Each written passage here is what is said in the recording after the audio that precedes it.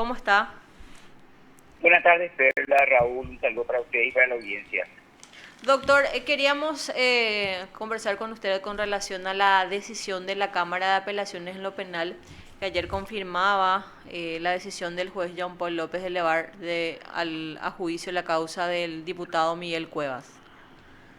Bueno, en realidad, por un lado, estamos contestes con que se haya confirmado, entre comillas, la decisión del juez Jean Paul López de excluir la pericia contable hecha en forma irregular y además de excluir el informe técnico ese de un veterinario con el que se sostenía el enriquecimiento ilícito, ¿verdad?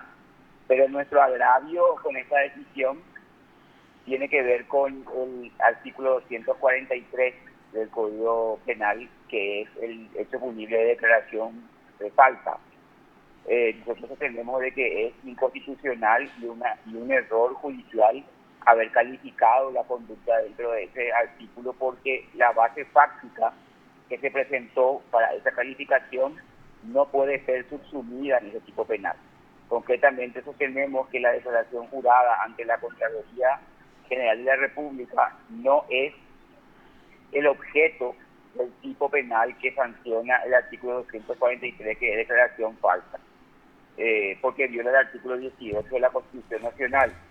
Por un lado, si todos los funcionarios públicos están obligados a hacer una declaración de bienes ante la Contraloría General de la República, pero por encima de esa ley está la Constitución, que establece en el artículo 18 que nadie puede ser obligado a declarar en su contra. Entonces nosotros sostenemos que el 243 prevé como conducta punible la de mentir por escrito ante un órgano facultado para recibir testimonio jurado, o su equivalente, que es un juez civil, un tribunal penal, que pueden recibir declaraciones por escrito de ciertas personas que están efectuadas de concurrir.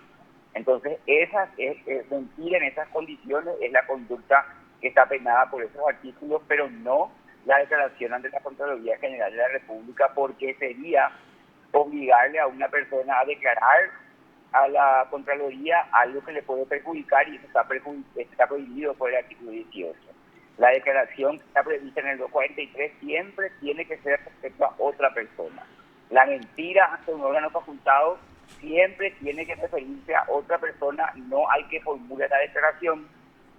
Y en este caso el que formula la declaración es el afectado, entonces no puede ser típica la conducta de, entre comillas, mentir a la Contraloría. Y Esto, eso es algo que votó en ese mismo sentido la presidenta del tribunal que juzgó el caso de González Daer, coincidió con el criterio de Claudio, y que es, yo creo, el que corresponde, pero esta es la primera vez que vamos a llevar la discusión ante la Sala Constitucional para que sea la Corte Suprema de Justicia la que determine si finalmente es típica o no la conducta de mentira a la Contraloría conforme al 243 del Código Penal. doctor, hay creo que ya una acción del doctor Preda con respecto a ese mismo punto, con respecto al caso de, ¿cómo que se llama? Zacarías Irún. Zacarías Javier Irún. Zacarías Girón. Bueno, Sí. pero ahí, Raúl, hay una cuestión, es el mismo debate, Sí. pero no es exactamente la misma discusión, porque Ricardo atacó el criterio del Ministerio Público de interpretación de la norma del 243. Ujú. ¿Entendés? Entonces la Fiscalía lo que sostiene es que en realidad él no tiene agravio porque nadie le aplicó todavía. Y sin embargo, en mi caso particular, yo ya me voy en acción no por una interpretación, porque yo en realidad no ataco la ley, porque Ricardo dice la ley no es inconstitucional. El problema es el criterio del Ministerio Público para aplicarme esta ley. Y eso es así borderline. O sea, yo coincido con el criterio de Ricardo de que ya hay un daño porque ya se interpretó, ya se aplicó, pero la Fiscalía lo que sostiene en esa discusión es que en realidad no hay agravio porque no se le aplicó todavía. Entonces, en el caso del diputado Cuevas, yo ya ataco una resolución judicial que calificó la conducta en ese tipo penal. Entonces, yo no ataco la ley, por eso yo me voy por acción. Yo me voy a ir por acción, Ricardo va por excepción.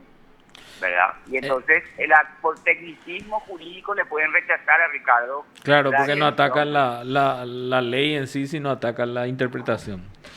Así mismo. Y yo ataco, sí, una resolución judicial que califica una conducta dentro de ese tipo penal. Entonces yo puedo lograr o sea, yo ya supero el obstáculo del objeto de ataque y entro al debate de fondo, ¿verdad? Pero, Que si es que efectivamente se puede producir, se puede subsumir el declarar falsamente a la Contraloría dentro del 243. pero lo que pasa, doctor, es las consecuencias que tendría Sí, si es que de repente admiten su acción. Imagínate que González Dar, fue condenado. justamente que usted está diciendo, fue condenado por eso ahora, ¿verdad? Claro que va a tener una consecuencia para todos los funcionarios públicos Por eso. y su declaración jurada a la Contraloría General de la República, porque de hecho de así debería ser. No es típica la conducta dentro del 243. Esto es un error que nació con creo que René Fernández y con otros fiscales en su momento de sector económico y que no se corrigió hasta ahora. Doctor, esto es más o menos lo que pasa en los procesos civiles con la absolución de posiciones, ¿verdad? En realidad, con la solución de posiciones no, porque otra vez ahí opera el tema del artículo 18, sería. Claro, justamente por Eh, eso. son, son, son como los que, claro, así mismo.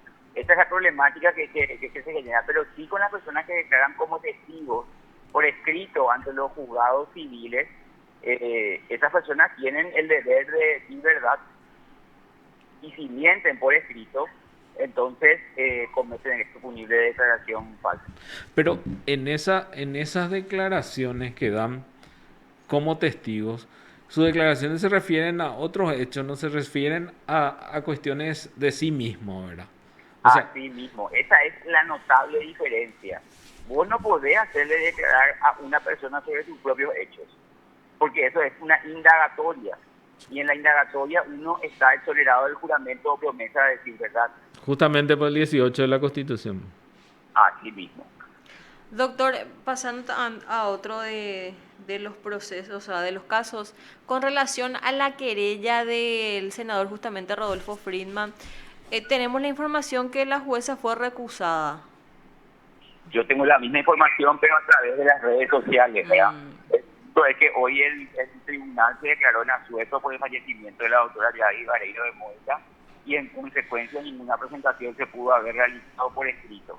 Pero además de que se haya en el hipotético caso que la hayan recibido en atención permanente, nosotros estamos en una audiencia oral y eso tiene que ser tratado en la siguiente convocatoria que está fijada para el próximo lunes 20, creo que es 23 de agosto, ¿A qué hora, doctor? sí. a las 8:30 horas. ¿Quiénes van a declarar, doctor? No, ahora ya terminamos con las declaraciones Ujú. testimoniales. La defensa desistió de todos los testimonios que había ofrecido. Ya declararon los testimonios que nosotros ofrecimos, que son el del senador Friedman y el diputado Eber Noguera, y entraríamos con la reproducción de los documentos y de los otros medios de prueba. Pero no, obviamente con la recusación pendiente no vamos a poder, ¿cómo se llama?, avanzar hasta que tanto se resuelva esa recusación. Doctor, conforme estuvimos también mirando, evidentemente se venía esta recusación por las preguntas, por el pedido realizado por el abogado Oscar Tuma. Claro, en realidad, Tuma lo que hacía era tratar de defenderle a su cliente que estaba cayendo en contradicciones, que si bien era una declaración indagatoria, quedó en evidencia de que él no tiene una versión veraz y va cambiando los argumentos y las versiones de los hechos conforme las preguntas que van realizando, ¿verdad? Y eso es lo que motivaba sus intervenciones que son incorrectas, porque estaba alegando, estaba defendiendo y estaba exponiendo su teoría del caso en el interrogatorio de una indagatoria. Vimos nosotros, nos sorprendió la forma en que él de repente interrumpía, pedía que le lean el acta, aunque él decía lo que tenía que decir el acta y todo eso, ¿verdad? Entonces nos parecía, eh, por lo menos no vimos en otros juicios orales. Y en realidad es una incorrección. La jueza toleró suficientemente todas esas incorrecciones procesales en aras de evitar este tipo de planteamientos de recusaciones y demás, entiendo yo. Incluso yo no objetaba y y trataba de dejar encauzar el juicio de un modo menos conflictivo, pero obviamente le desesperaba al doctor Tuma la mentira de su cliente, ¿verdad? O sea, solamente así se explica un descarrilamiento en conductual como el que tuvo de querer incluso verificar el acta. El acta es algo que se redacta con posterioridad a que se termine el día, porque los actuarios y funcionarios graban toda la jornada y con posterioridad se hace un desgrabado, ¿verdad? Y él quería que conste on time tipo taquigrafía lo que se había dicho, y en realidad no quería que se conste lo que diga su cliente, sino lo que él decía que quería que conste. Doctor, ante una eventual condena a este señor Hugo Alexander Torales, ¿verdad? Y él siendo testigo en la causa de Friedman. contra el doctor, contra Rodolfo Friedman, el senador Friedman, eventualmente eso serviría para el juicio. ¿Usted podría atacar al testigo con esto? Tiene una incidencia, por supuesto, se trata de la misma persona, hace a la credibilidad del testigo y hace a la existencia del hecho punible. O sea, tiene una relación claramente directa, y es lo que le desespera tanto al periodista que realizó la entrevista, que le volvió a entrevistar ayer a Tuma, como a Tuma y a Torales. ¿Le desespera al periodista? Bueno, vamos a dejar eso. Pero evidentemente, entonces, si de repente hay una condena a Torales, esto sería utilizado en el otro juicio como prueba. No sé si como prueba, o sea, nosotros todavía en nuestra causa penal, la acción penal pública, todavía no llegamos a la audiencia preliminar, ¿verdad? O sea, estaba convocada, se suspendió, y nosotros lo que vamos a analizar es, como resultado de esto, qué hacer, ¿verdad? ¿Qué incidencia tiene en todo? Porque finalmente yo creo que lo más grave que tenemos es lo que ocurrió en el propio proceso penal de acción penal pública, donde al autor confeso de un sinnúmero de hechos punibles no se lo imputó, sin que exista delación premiada en Paraguay. Y para peor, la calificación para Friedman y para Marley es suficientemente grave, pero sin embargo para Torales es leve y permite la aplicación de una salida como esta, ¿verdad? Lo cual es un contrasentido en el actuar del fiscal Omar Legal, ¿verdad? Doctor, vos decís no se le imputó, pero está procesado. ¿Qué? ¿No se le imputó un hecho punible específico lo que hizo usted o qué? Porque si tienen No, salida... se pidió como primer requerimiento al momento en que se requirió el enjuiciamiento oral y público de los demás acusados, se le requirió a él una salida procesal alternativa de suspensión condicional del procedimiento, lo cual es o sea que no básicamente un hubo la beneficio. imputación No hubo directamente. imputación. Mira un poco. Directamente en la acusación, en el mismo momento se presenta este requerimiento, ¿verdad? Y tiene la ilogicidad el actuar del fiscal Omar Legal de que no le imputa al presidente y único firmante de los cheques de la cuenta corriente de esa, pero sí le imputa al vicepresidente que no firmaba nada, que es el diputado Eber Noguera. O sea, la actuación tendenciosa de Omar Legal está expuesta de modo explícito en este caso. Doctor, supimos que el doctor Legal declaró en ese juicio. ¿Le consultaron esas cosas? Claro que le consulté. Primero no quiso declarar porque dijo que estaba bajo reserva de actuación del Ministerio Público. Y le dije, espera un poco, doctor, voy a formular esta acusación acá y decir que tu investigación ya terminó. No estás en la etapa preparatoria, estás en la etapa investigativa. Y me dijo, no, la etapa investigativa termina con la elevación a juicio oral y público. Y le dije, perdón, pero cualquier estudiante de derecho sabe que la etapa preparatoria termina con el requerimiento de acusación o sobreseimiento. Ahora estamos en la etapa intermedia y esto termina con el autoelevación a juicio o con el requerimiento definitivo. Entonces no hay motivo para no declarar. Y la jueza hizo lugar a mi planteamiento y le obligó a contestar. Y le preguntamos si es que existía una prueba de los 1.700 millones que dijo Torales que aportó a Friedman a esa, y dijo que no. Le preguntamos si había cuenta en dólares a nombre de Friedman o constancia de depósitos en dólares a nombre de Friedman, y dijo que no.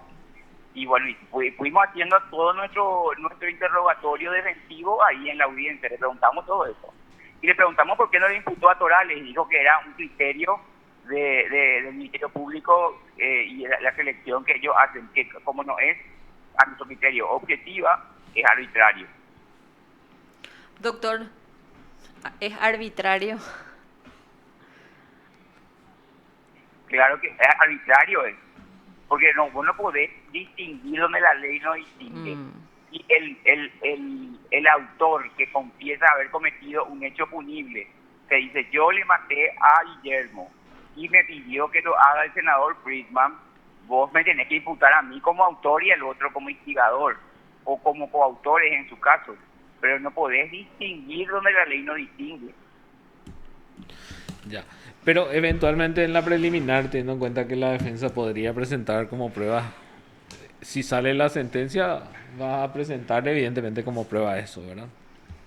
Pero por supuesto, de que vamos a presentar como prueba este proceso, sí vamos a presentar como prueba. Ahora, las declaraciones del fiscal también. Sí. Nosotros lo que vamos a cuestionar, o sea, en el caso de la acusación, es que firmó la acusación un fiscal que en realidad no estaba todavía confirmado en el caso con la debida notificación a las partes, porque Omar Legal fue confirmado un viernes y él firmó la acusación y subió al sistema un lunes a las 6:45 de la mañana, antes de que se notifique a las partes de que Omar Legal iba a ser el fiscal. Y nos notificaron de la intervención de Omar Legal a la 1 ese día. De esto se nota ya entonces que vas a pedir la nulidad de la acusación, doctor. Así mismo. Y de la pericia que hizo, el mismo perito que hizo entre Gallo y Medianoche lo de Cuevas, hizo lo mismo en el caso, en este caso, el mismo perito. Entiendo, doctor. Doctor, muchísimas gracias por este contacto, muy amable. A las órdenes, cuando gusten. Muy amable, doctor, hasta luego. Lo escuchaste aquí en PDS.